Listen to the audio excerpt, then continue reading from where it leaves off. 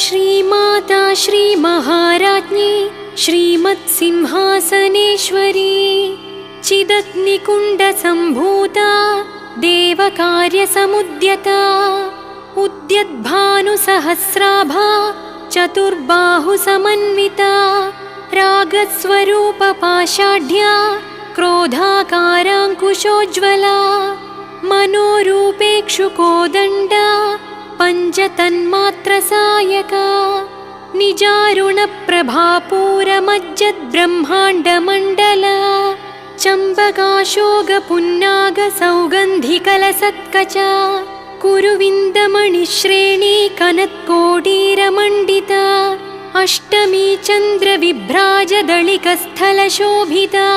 मुखचन्द्रकळङ्गाभ मृगनाभिविशेषका वदनस्मरमाङ्गल्य गृहतोरण